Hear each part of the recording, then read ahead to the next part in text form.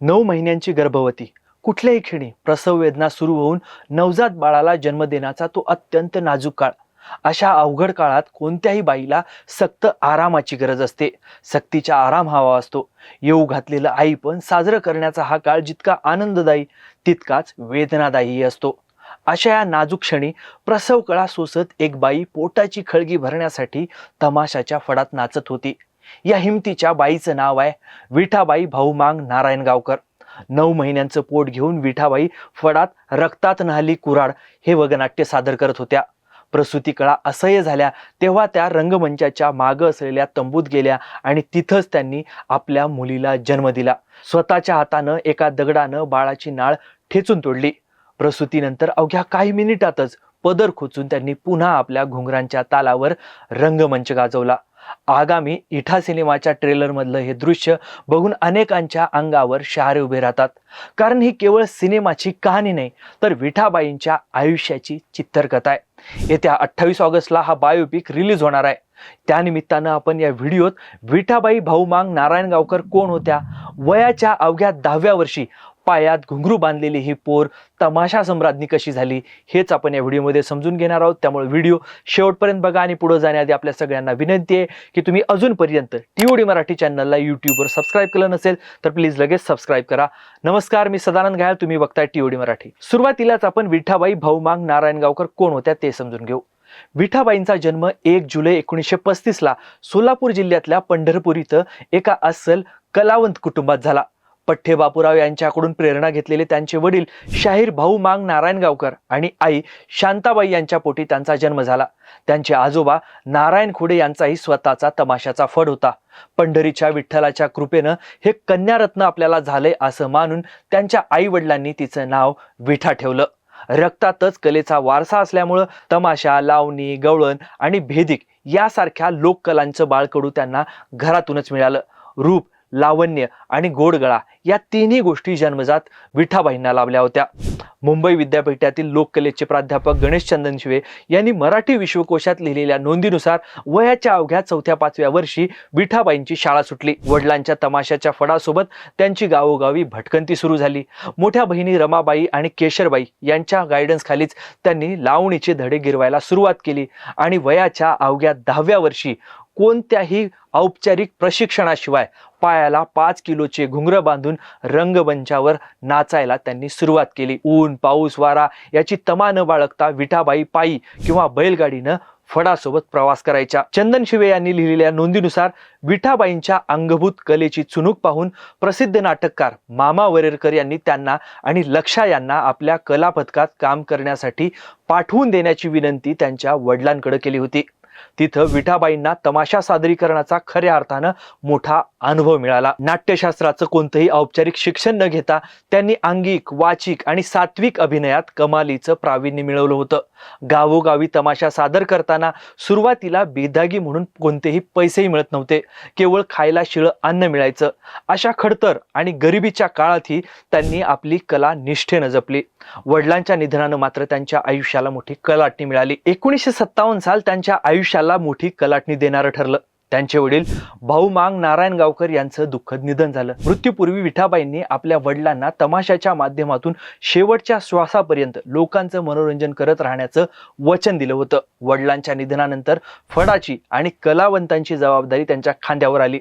त्यांनीही न डगमगता भाऊ बापू मांग नारायणगावकर या नावानं तमाशाचा फड नव्या जोमानं उभा केला. ज्या काळात तमाशात काम करणाऱ्या बाईकडं समाज अत्यंत तिरस्कारानं बघायचा, त्या अत्यंत प्रतिकूल परिस्थितीमध्ये देखील विठाबाईंनी लोककलेला आपला धर्म मानला होता. हे इथं आपण आवर्जून ध्यानात घ्यायला पाहिजे. लोकांच्या चेहऱ्यावर हसू फुलवण्यासाठी, लोकांना 4 फुरसतीचे क्षण मिळवून देण्यासाठी कला सादर करणाऱ्या विठाबाईंचं वैयक्तिक आयुष्य मात्र खूप वेदनादायी होतं.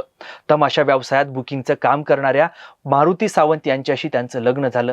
विठाबाईंनी रात्रंदिवस कष्ट करून कमावलेला सगळा पैसा त्यांचा नवरा काढून घ्यायचा आणि त्यांना अमानुष मारहाण करायचा. संसाराचा गाडा उडताना विठाबाईंनी मंगला, विद्या, मालती, संध्या, भारता अशा 5 मुली तर विजय, कैलास आणि राजेश ही मुलं अशा 8 अपत्यांना जन्म दिला.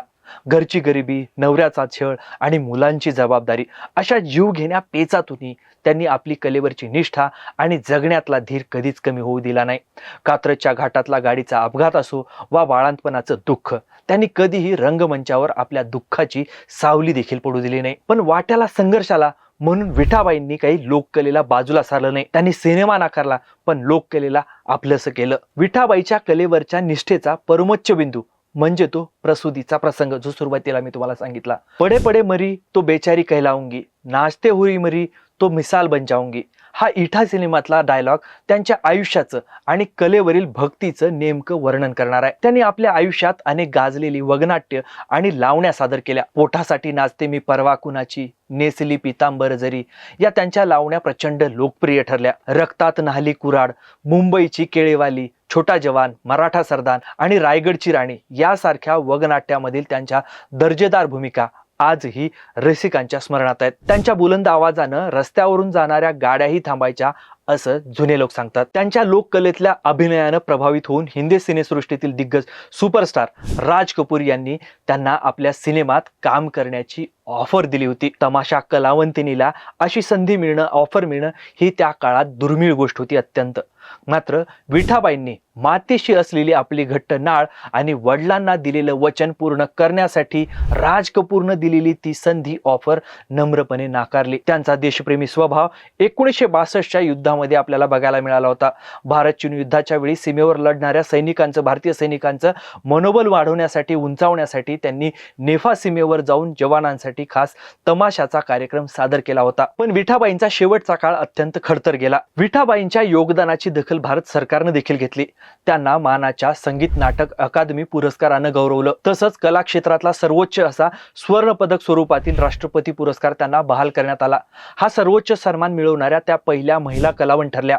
महाराष्ट्रातल्या जनतेनं त्यांना आधीच तमाशा सम्राज्ञी ही अभिमानास्पद उपाधी बहाल केली होती. आयुष्यभर कोट्यवधी रसिकांना निखळ आनंद देणाऱ्या या सम्राज्ञीचा शेवटचा काळ मात्र अत्यंत हालाखीचा आणि गरिबीचा गेला.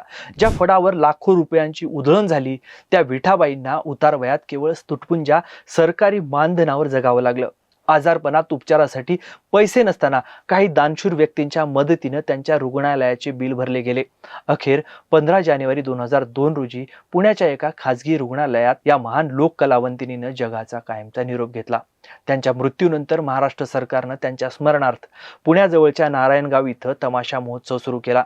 2006 पासून तमाशा आणि लोककला क्षेत्रात उल्लेखनीय योगदान देणाऱ्या ज्येष्ठ कलावंतांना तमाशा सम्राज्ञी विठाबाई नारायणगावकर जीवनगौरव पुरस्कार दिला जातो. विशेष म्हणजे 2010 मध्ये त्यांची मुलगी मंगला बनसोडे यांना हाच मानाचा पुरस्कार मिळाला होता. विठाबाईंचा हा सगळा प्रवास एका कलाकाराचा नाही तर अनेक महिला कलाकारांसाठी त्यांनी स्वकर्तृत्वानं मार्ग मोकळा करून दिलाय. 1940 ते 1990 या 5 दशकांचा त्यांचा हा थक्क करणारा जीवन प्रवास आता इठा या बायोपिकच्या निमित्तानं नव्या पिढीसमोर येतोय. या बायोपिक मधून विठाबाईंची ही संघर्षगाथा आणि कलेप्रती असलेली अफाट निष्ठा नक्कीच प्रत्येकाला नवीन प्रेरणा देणारी आहे. विठाबाईंची ही चित्रकथा सांगणारी ही माहिती तुम्हाला कशी वाटली ते कमेंट करून नक्की सांगा. आणि अशाच नवनवीन माहितीसाठी TOD मराठी चॅनलला YouTubeवर सबस्क्राईब करायला विसरू नका. सोशल मीडियावर फॉलो करा. हा व्हिडिओ शेवटपर्यंत बघितल्याबद्दल आपल्या सगळ्यांचे खूप खूप धन्यवाद.